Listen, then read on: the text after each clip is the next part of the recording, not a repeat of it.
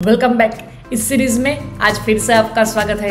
आज का जो हमारे डिस्कशन का जो टॉपिक है वो है basic terms related to AC circuit और ये है हमारा पार्ट 1। ये वीडियो में हम एसी सर्किट के लिए जितने भी बेसिक टर्म्स है उसकी डेफिनेशन के साथ हम पूरे डिटेल में समझेंगे। So stay tuned till the end. Once again, अगर आप थ्रू आउट सीरीज फॉलो कर रहे हैं, उसमें अगर आपको कोई डाउट, कंफ्यूजन, उसके रिलेटेड कोई भी टॉपिक में आपको कोई query, then don't forget to do comment below.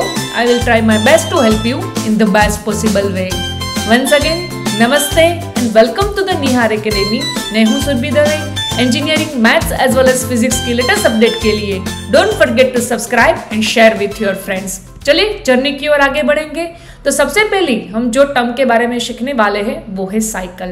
अब हमें कोई बोले कि साइकिल आप किसको बोलेंगे, तो यहाँ पे मैंने सिर्फ रेफरेंस के तौर पे ईएमएफ को चूज किया है। यहाँ पे आप करंट, वोल्टेज, व्हाटएवर क्वांटिटी आपको लेनी है वो आप ले सकते हैं।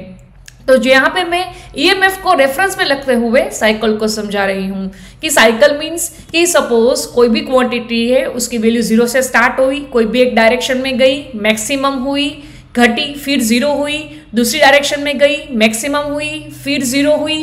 इट मीन्स वो क्वांटिटी ने अल्टरनेशन की एक साइकिल कंप्लीट की।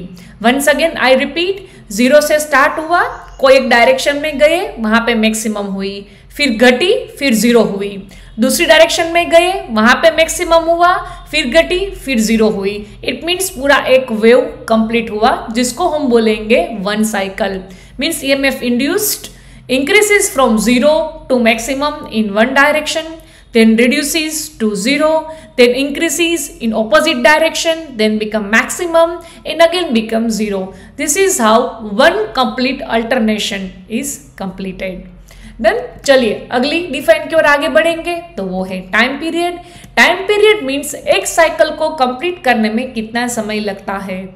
Time required to complete one cycle, उसको हम बोलेंगे टाइम पीरियड। नेक्स्ट है वो है frequency. Frequency means number of cycle completed per second. Means एक सेकंड में कितनी साइकिल आती है, वो साइकिल की जो संख्या है उसको हम बोलेंगे फ्रीक्वेंसी।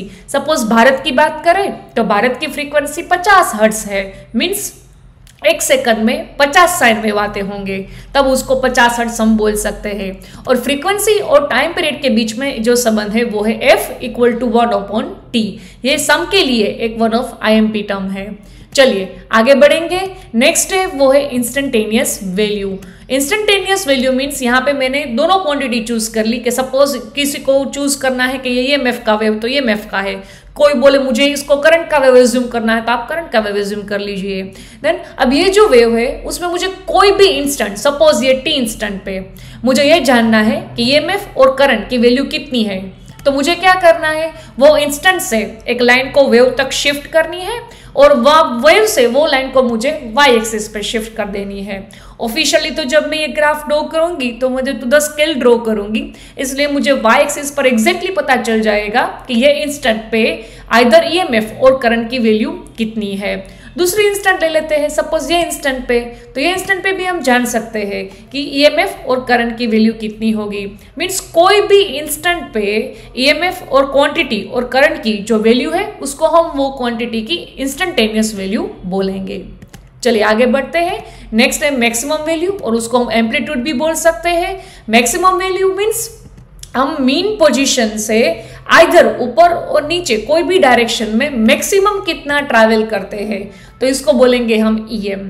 मीन पोजीशन पे हम सबसे ऊपर से ऊपर कितने गए। सिमिलरली हम नेगेटिव डायरेक्शन में भी दिखा सकते हैं। यहाँ पे मैंने वेव फॉर्म EMF का लिया है, इसलिए यहाँ पे मैंने EM से इंडिकेट किया। आप वोल्टेज का लेते हो तो VM, करंट का लेते हो तो IM से इंडिकेट कर सकते हो। Displacement mean from mean position in either direction, कोई भी डायरेक्शन में आप मीन पोजीशन के रिस्पेक्ट में मैक्सिमम कितना ट्रैवल करते हो उसको हम एम्पलीट्यूड और मैक्सिमम वैल्यू के नाम से जानते हैं।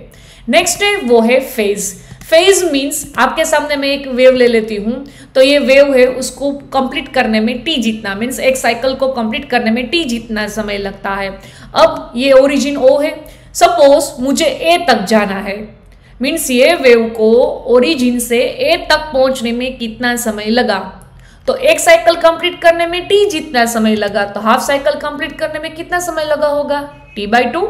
तो इसको हम बोलेंगे phase, means time required by quantity to reach a certain value. Certain value तक पहुंचने के लिए क्वांटिटी को कितना टाइम लगता है। ओरिजिन से स्टार्ट हुआ, फिर 0 होने में उसे कितना टाइम लगा, तो कि t/2 जितना समय लगा। This is what phase is. Next है फेज डिफरेंस। बट सबसे पहले हम फेज डिफरेंस के बारे में जाने, उसके पहले हम क्वांटिटी फेज में होती है उसको कैसे इंडिकेट करते हैं वो जान लेते हैं। आपके सामने मैंने EA और EB दो वेवफॉर्म लिए हैं। अब दोनों को आप स्टार्टिंग ओरिजिन देखो तो भी सेम O से शुरू होता है, दोनों मैक्सिमम भी साथ में हुए, नो डाउट दोनों को एम्पलीट्यूड अलग अलग है, एम्पलीट्यूड अलग अलग हो सकते हैं। फिर दोनों ए पॉइंट पे 0 भी साथ में हुए, दोनों ने ऑपोजिट डायरेक्शन में ट्रैवल करना भी साथ में शुरू किया, ऑपोजिट डायरेक्शन में भी मैक्सिमम साथ में हुए, फिर 0 भी साथ में हुए। इट मीन्स कि क्वांटिटी है वो फेज में कैसे है कि वो मैक्सिमम एक भी डायरेक्शन में और साथ में ही होती है, मीन्स साथ में ट्रैवल करते हैं।